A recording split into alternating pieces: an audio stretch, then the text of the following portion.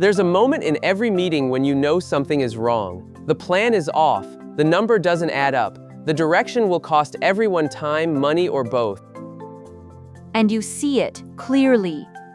But the room is moving, your manager is talking, the client is nodding. And you think, maybe I'll say something after.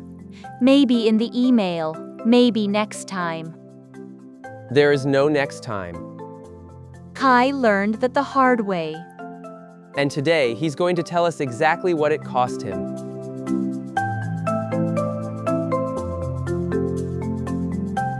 Welcome back to English in the Wild, the show that closes the gap between the English you studied and the English you actually need. I'm Alex. And I'm Kim. Last week, Kay told us about the moment his brain froze in front of a Singapore client. If you haven't heard that episode yet, go back and listen first. Today picks up right where that left off. With us again, Kai, who lived through it, and Professor Maya, who's going to break down what happens when silence becomes the most expensive word in the room. Kai, take us back. It was about 2 weeks after the Singapore meeting. Same client, second presentation. My manager was walking them through the revised project timeline. And I could see immediately the delivery estimate was off by at least 3 weeks. We hadn't accounted for the integration testing phase. You knew this in the room? I knew it the moment he put the slide up, but my manager was confident. The client was engaged. Everyone seemed aligned, and I thought, maybe I'm missing something. Maybe I should double check first. Maybe this isn't the right moment. So you stayed quiet. I stayed quiet. The client approved the timeline. We shook hands. Meeting over. And then? 3 weeks later, we missed the first milestone. Exactly like I'd predicted. The client was furious. My manager had to fly to Singapore to apologize in person. And in the debrief afterward, my manager asked the whole team, "Did anyone see this coming?" I had to say yes. I saw it in the room. I just didn't say anything. That silence in the room and the silence in the debrief, which one was worse? The debrief, because the first silence I told myself I was being careful. The second silence, I had no excuse left. Maya, last week you explained what happens when we freeze because of language. This is different, isn't it? Very different. Last week was cognitive overload. The brain couldn't process fast enough. This week is something we call strategic silence, and it's far more common among professional non-native speakers. Strategic silence, meaning you chose not to speak? Chosen, yes, but not always consciously. What happens is this. You have the knowledge, you have the language, but you don't have confidence that your English will sound authoritative enough to challenge someone senior in front of a client in real time. That was exactly it. I kept thinking, what if I say it wrong? What if they don't take me seriously because of my accent or my phrasing? And so silence feels safer. But here's what non-native speakers often don't realize. Silence in a business context is never neutral.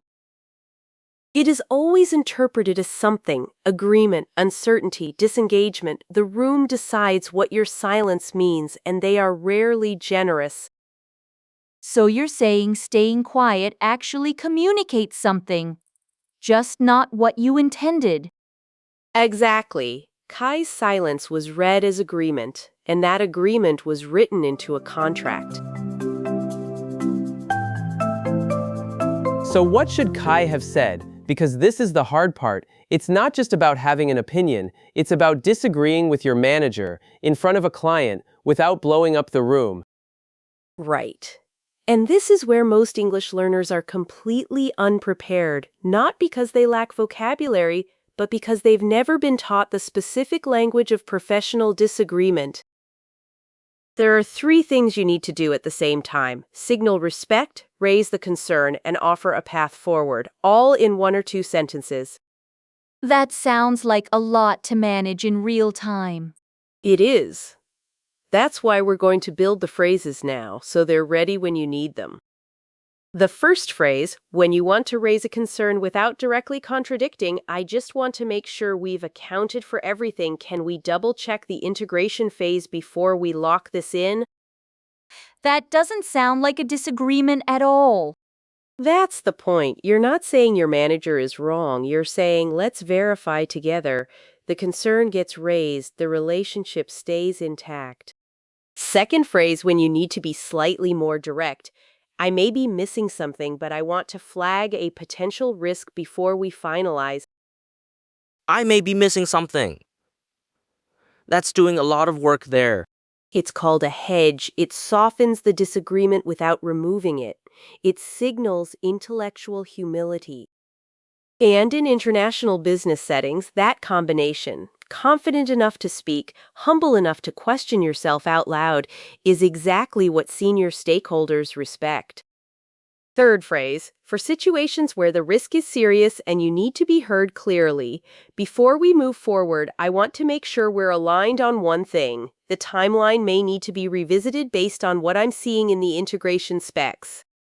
That third one is much more direct. It is, and it should be used when the stakes are high enough that being diplomatic is no longer enough. Notice it still doesn't say you're wrong. It says the timeline may need to be revisited. The problem is with the timeline, not with the person who presented it. If I had said any one of those three things in that room, the whole situation would have been different. Almost certainly. Because even if your manager had pushed back, even if the client had felt a moment of friction, that friction would have been resolved in the room. Not 3 weeks later, in Singapore, at the company's expense.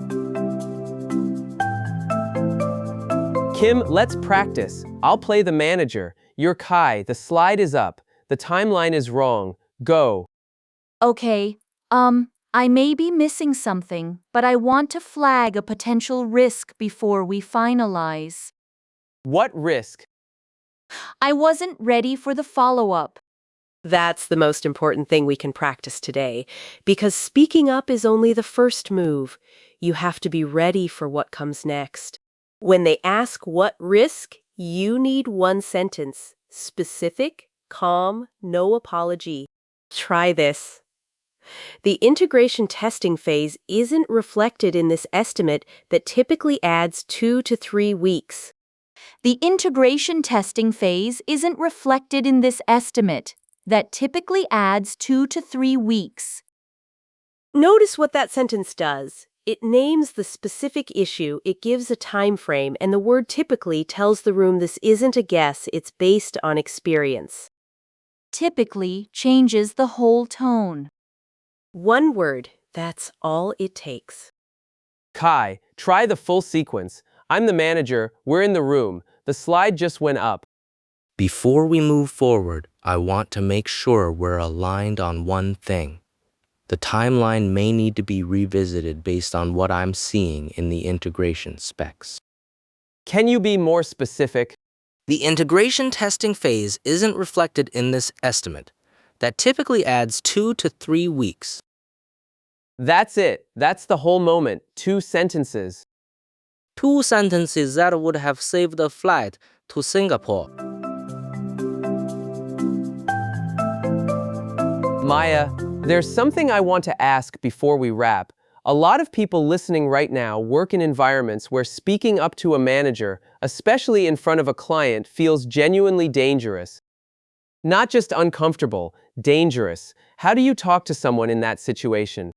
That's the right question to ask, and I want to answer it honestly. There are workplaces where speaking up carries real professional risk, and no phrase will fix a culture. What language can do is give you the best possible chance of being heard on your best possible terms. The phrases we practice today are specifically designed to be heard without triggering defensiveness. They're not guaranteed, but they give you a far better shot than silence, which, as we saw with Kai, carries its own very serious risk. So silence isn't the safe option. It just feels like one. Exactly. The question isn't, is it safe to speak? The question is, compared to what? Before the recap, if you've been listening since episode 1, thank you. This show takes real work to make, and the only thing that keeps it going is you. If English in the Wild has been useful, subscribe right now, not later. The button is right there. It takes 2 seconds, and it means we keep making this free for everyone who needs it. And if today's episode hit close to home, if you've been in Kai's seat, you saw the problem, you stayed quiet, and you're still thinking about it, share this episode with someone who gets it. Sometimes the most useful thing you can do for a colleague is send them 12 minutes of audio that says, "You're not alone, and here's what to do next time."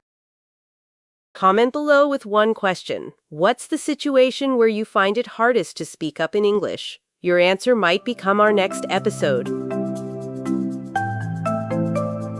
3 phrases from today. First, I may be missing something, but I want to flag a potential risk before we finalize. Use this when you need to raise a concern gently. Second, before we move forward, I want to make sure we're aligned on one thing. Use this when the stakes are high enough to slow the room down. Third, that typically adds 2 to 3 weeks. Use the word typically to signal experience, not opinion. Pick one. Use it this week in a real meeting, a real call, a real moment. That's the only way it moves from this episode into your instincts. And the bonus lesson from today, one word from Maya that changes everything. Typically, 4 syllables, sounds like data, lands like authority. Adding that to my vocabulary permanently. Next week, we're shifting from the meeting room to the inbox. Kai got the email right, eventually, but his first draft, his manager nearly sent it. We're going to show you both versions, and Maya is going to explain exactly why one works and the other doesn't. See you then. Subscribe so you don't miss it. Next week, the inbox. Same stakes, different room.